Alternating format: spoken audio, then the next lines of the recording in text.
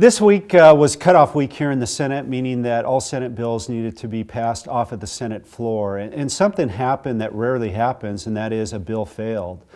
Senate Bill 5246, which deals with our teacher and principal evaluations. Sometimes you'll hear it referenced as the TPEP bill. And to me, this was a really important bill. And what it's about is kind of encompassing all education. If you look at, we had $40 million on the line of federal money that if we do not correct this, we lose that $40 million. And it's a simple correction. All it's saying is in our evaluation system of teachers and principals that we're supposed to use student growth. Right now in Washington State, we have a system that says they may or they can. And what the federal government is saying is they shall, they must. To me, that's a pretty simple change when you look at, in most people out there in the workforce, when it comes to evaluations, it is a shall, it is a must.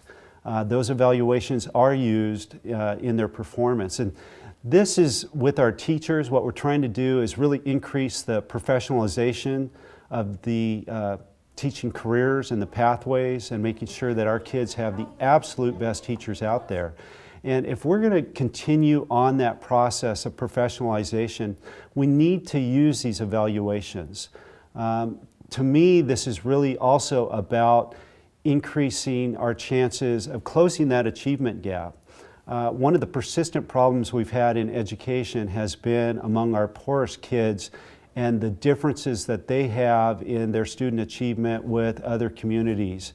And that persistent achievement gap will never get solved unless we get creative in making sure that those kids have access to the best teachers out there. The problem with this $40 million is it's really structured around those kids.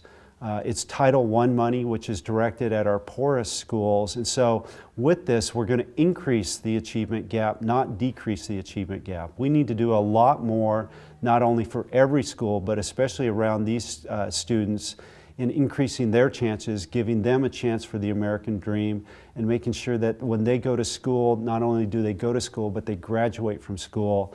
If you look at the graduation rates among this population, in a lot of populations, you're around 50, 55%. That just does not work in a 21st century economy, certainly does not work in a 21st century workforce. We need to do better, we can do better.